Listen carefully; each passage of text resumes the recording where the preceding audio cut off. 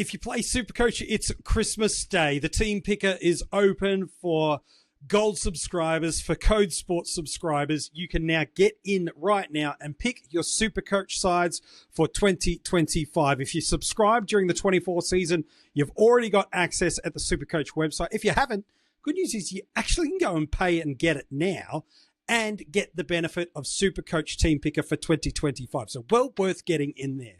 But as the video title tells you, this episode is all about my way too early day of Team Picker opening team reveal for SuperCoach. It's what my team, well, probably won't look like when we get into opening round and round one, but it's what I've got it looking like at my first chance to pick a team. Let's lock in, let's work our way through and see how it is all going to look. In at D1, I'm going to start off with Harry Sheezel. I'm still really confident that despite not having that intercepting, rebounding, kick-in role, I'm pretty convinced he's going to play through that midfield. He's the most bulletproof defender in my eyes in this line. I might be marginally overpaying, but I'm still pretty happy to own this guy. While I know we're always hunting value in our SuperCoach side and maximizing the trade cadence that we want to get, I just feel like I'm pretty happy to anchor it in through there. It could be a Whitfield as well that sits there, but right now for me, I think he's going to be amongst the top 2 to 3 defenders of the year. I think on any given matchup week, he could be a sneaky VC option for me too. So I like his durability. I like his consistency. I like that he scored well, even in that mid to mid forward role in the back half of last year. Harry Sheezel, come on down. You're a part of my side. D2, Jack Sinclair. Look, almost 600k, so not exactly cheap, and probably not who I think is going to be a top 2 scoring defender. I'll hear the conversation around Ryan. I've already mentioned Whitfield as a name. There are a bunch of others that could come through there, but really when you're building your SuperCoach starting side, you're trying to just get a little bit of a framework and cadence, knowing that the things that are ultimately going to determine your setup and structure is the value elements that sit through there. And so much of that is guesswork at this point of the year. You're not 100% sure on role. You're not 100% sure on the rookies. So for me, I've got the cash available. I want my defensive line to look strong and structured up. And you'll see when you get through other parts of my side why I'm needing this level of defender sitting in there. So Sinclair, you're in at D2. D3, Callum Mills. A lot of heat about what he's given us over the last 2 years with the amount of injury impacts and role diversification. But at just over 350k, I find it really hard to say no to him. An uninterrupted preseason to date, he'll need that to continue on. And I do want to see a little bit more of definitive communication coming from Dean Cox and the remaining Sydney Swan coaching unit about exactly the role that he will play. But regardless, at that price point with a guy that's got back-to-back seasons, now a few years removed of 110 plus SuperCoach averages, I just want my hands on what this guy can do. This is incredible value at this price point. And sitting at D3 with a guy that's got, it's at the upper end of potential, but it's in potential to be the number 1 defender right through to at worst. He just becomes a player I just drop for something else. I just like him at D3. I think he's going to be a good pick for us this year. And where he and the other 2 names appear in the 50 most relevant, well, you'll start to find that out from January 1, when every single day we do a player review here on this channel, as well as the audio podcast platforms. You get Coaches Panel. A player per day is reviewed. I put them in a relevancy order. Does Callum Mills make that list? Yeah, you probably think he does, don't you? In at D4, Kitty Coleman. We thought he was value for us last year. I know he is now coming back off an injury, but the fact that you've got him sitting at the price point you do at under 270,000 is an absolute gift. The risk is going to be really minimized by a couple of things. One, the price point. 2, the volume of ownership that I forecast that he has. That early buy is not ideal, and we might need to find a way to creatively navigate it. But with now an extra position on field given to us through the flex, it can be a little bit more easily navigated through there. The rest of the picks for me are all cash cow central options under 200k, but I'm pretty big on Toby Travalia. The Saints think he's going to emerge into a midfielder over time, But I can see him and Nazaya Wangani, Miller and Sinclair, those three guys, getting so much of that ball market share. He's such a smart footballer, so clever, so clean, so smart. If you want to understand a little bit more of what he's like as a player, a good friend of the channel, Dylan Alexander, did a great episode with us of just a few weeks ago now, looking at the 10 most relevant rookies for 2025, and he had Toby inside his top 5, and that was for fantasy football coaching, not just in a random who's going to be the best option. So he speaks really highly of Toby as a prospect. I've watched, followed up, and really come to a very similar conclusion. Toby Travalia, come on down. D6, Saad El Hawley. It's a name that you're going to hear a lot over the off-season. If you haven't really been plugged into the preseason conversations coming out of Essendon, he was close to debuting last year as a mid-season pickup. Seems like he may have even pushed Nick Martin back up to the wings, and he might have that distribution unit. They've also had some change through there. Heppel, Kelly out of the side.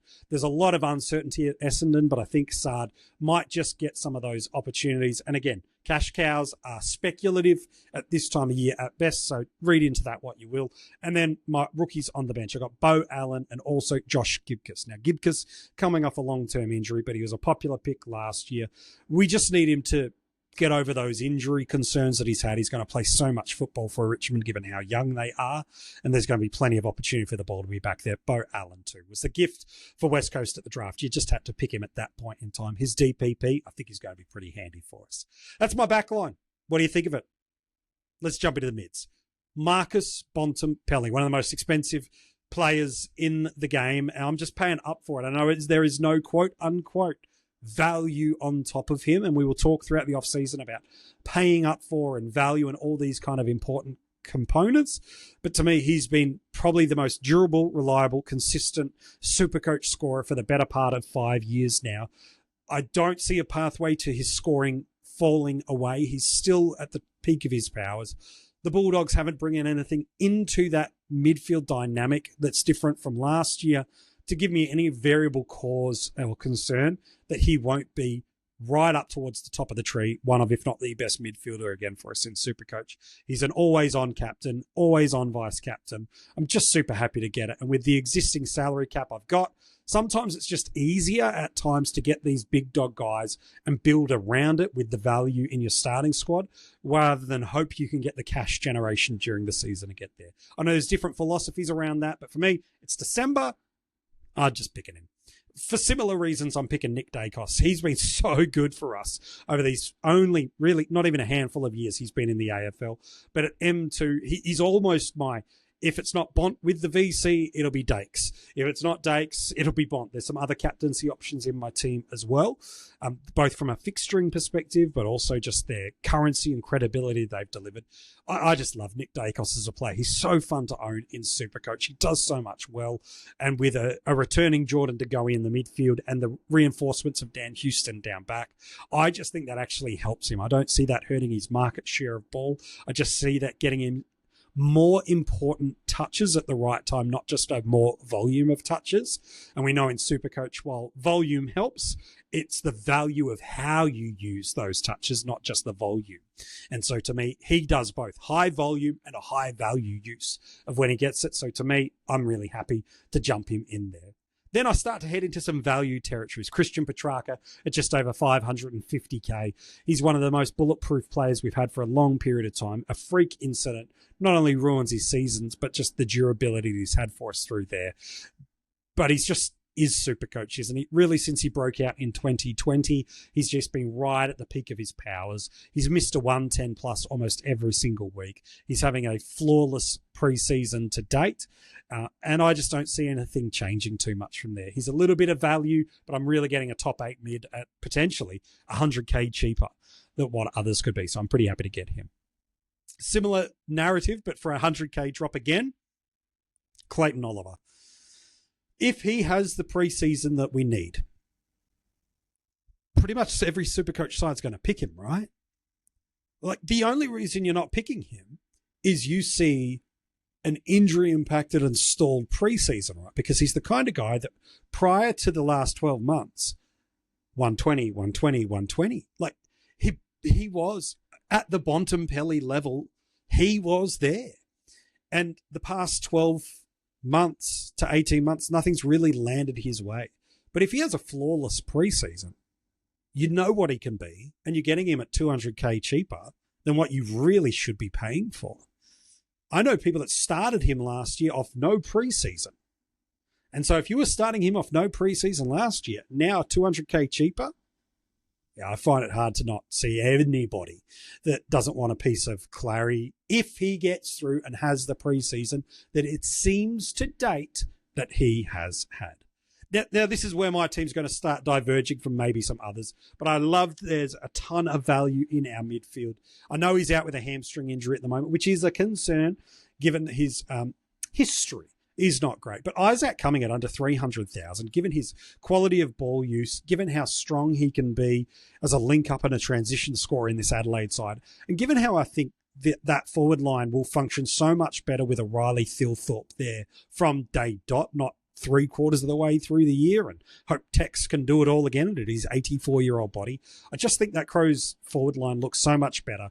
Their position's so much stronger as a side. I think Isaac Cumming is exactly the sort of guy that I'm happy to run for 5 price cycle rises. If he gets defensive eligibility, that's great. I'm not banking on it, but I'm just there because I think he can run a 90 average over a 5 to 6 week window of time, and at that price point, that's going to be hard to argue. Look at that Crows early fixture too, by the way. That's all I'm going to say.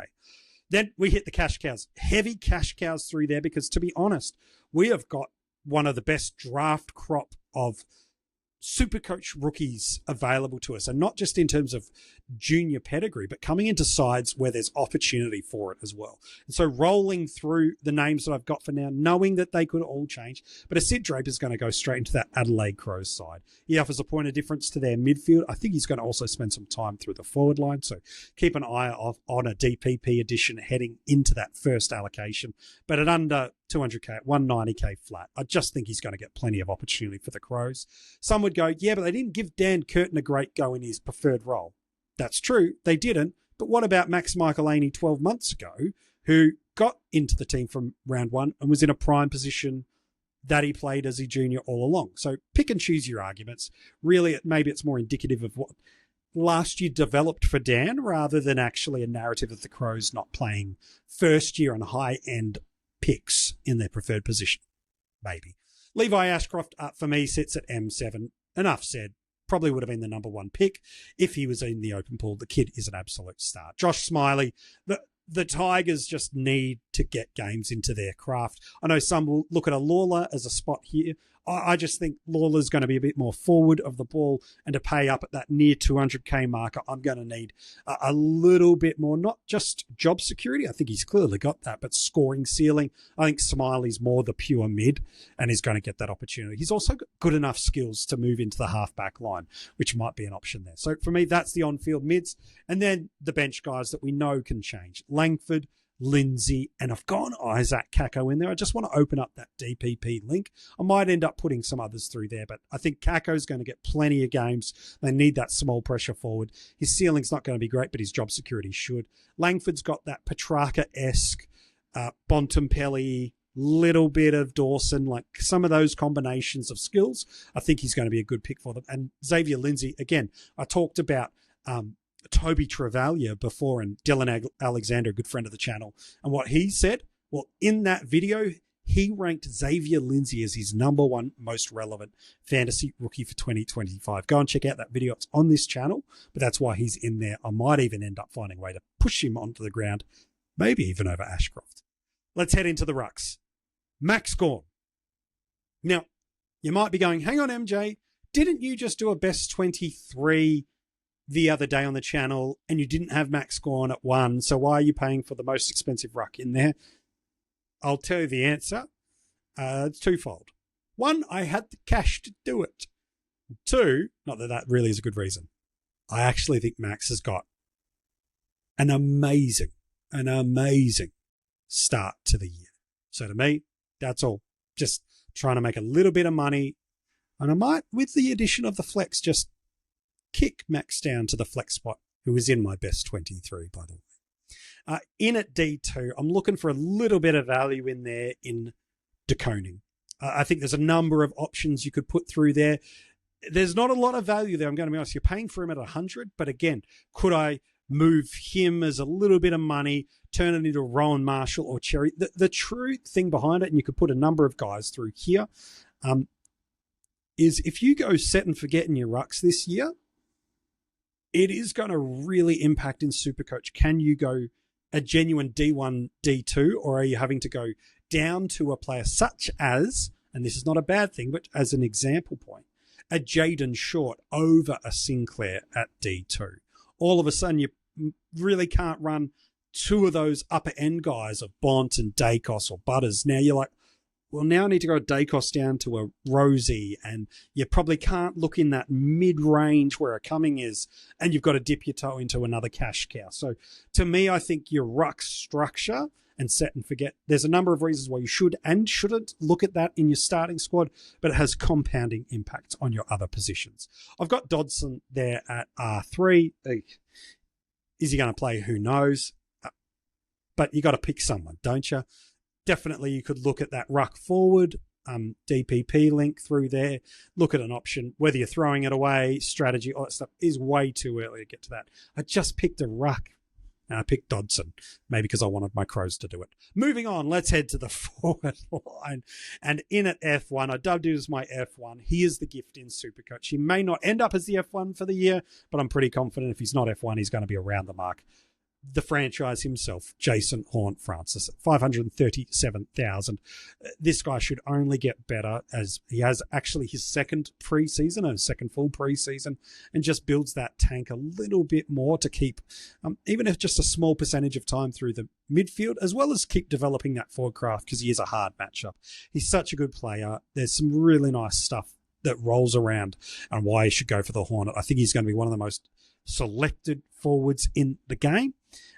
And with not a lot of top-end guys you want to start, having him there just protects some more riskier, and I use that term loosely, riskier forwards that I've got in my team. F2, I've got Jackson McRae. I am taking the plunge all the way down because, honestly, outside of Horne-Francis and Rankin, I don't personally feel comfortable starting any top-end forwards. You could argue me around others, and maybe if you want to deep dive onto fixtures and injuries that pop through the preseason, maybe we'll listen to it. But right now, I'm dropping all the way down to a Jackson McRae. The role opportunity is there for him at St Kilda. It's going to be interesting. Can he wind back the clock to get to that 100-plus areas where he used to be so consistent in SuperCoach? We are seeing a decline in his scoring, but that is that about his position in the game? Is that about the market share of other players in the team scoring? This is more to talk about than in a team reveal. We will talk about Jack McRae a lot in the preseason, but I've got him at F2 for now. F3, just a few $1,000s removed from that, is Bailey Smith. Not going to lie, I thought it'd be a little cheaper than, pushing that 400K, but it's the price point he's got. And given, again, I don't really want to invest in multiple top-end forwards. He's got all the elements we're looking for. We know he's had that average in and around that 100 markers is within his capacity at the Bulldogs. We know he's got the role. I'm still pretty confident that despite having an ACL setback little bit more than 12 months ago, he's having a full preseason, which is really critical. And again, we will talk about that throughout the preseason. But his ownership is going to be absolutely just over the top in SuperCoach. I know his ball use isn't elite, but all the other variables stacked up mean it kind of protects the pick a little bit. I'm happy to have him in at F3. F4, I'm going for Mateus Philippou. Again, I feel like our forward lines are going to be super boring, super vanilla, lots of scoops on that ice cream, but I understand why. 313K, he's so good. He showed promise at the back of the year. How does that midfield structure work with McRae coming in? I want to see it before I lock it in, but I'm happy to put Philippou there. F5, Caleb Daniel, probably was the first player I picked, to be honest. If it wasn't him, well, actually, I think it was the franchise, Horne-Francis. But I think he might have been pretty close there too. That price point, that value, that role, that legacy of scoring. My goodness. What do you need? Just pick him, right? And then we hit the cash cows sitting through there. I've gone Dan Curtin on field. I think he's going to get plenty of opportunities for the Crows this year. He's had a good and really prolific off-season, so I think he's a nice pick. Elijah Hewitt and also Ashton Moyer I've got sitting in there. They seemed really comfortable to let players like an Owies go, and I often heard in the off-season and pre-season that Moyer was one of the reasons they felt pretty okay to do it. So I'm happy to put him there, but like anyone that's on a bench option, let alone a non-emergency bench, anything could change, and it probably will. My flex, where's that last little bit of money gone? Giving it to a Matty Flynn. This is speculative, not going to lie. But if he gets back into the first choice ruck, which he was initially promised before injury hurt him last year and robbed him at the start of the year, if he gets back to that at 261,900, given what he can do, it's just ridiculous value. Because again, like we're talking 200K, give or take, is what we're paying for the top end of our rookies. He's at the basement of what it means to be a stepping stone guy. And all you need is 5 or 6 weeks, and all of a sudden, now, if DeConning's reached his potential, right, I can move him down into that spot and go and get myself a Marshall, a Cherry. I can do what I need through there. I could phase Gone down. This flex position opens up a bunch of things, but I think where rucks score so heavily and well in SuperCoach, I think it's going to end up being a ruck or a mid that you use that spot for. I'll hear other guys, but I think that's how a lot of coaches are going to use it. So there, that is my SuperCoach team with plenty to change. I picked it inside a 5-minute window, but it's who I think right now I like the look and the shape of my team. But what would you change? What players would be added into your team? What players would be taken out for your team? Comment below and let me know. Hope you've enjoyed this SuperCoach team reveal. If you want to know who I think is going to be in the best 23 on the channel, we've done a video for that. And also over the next couple of days, as we build towards January 1, there'll still be some episodes rolling through here, plenty of shorts. And then January 1, the 50 most relevant, gets underway for 2025, talking about who I think are the most relevant players for SuperCoach and those other formats for 2025.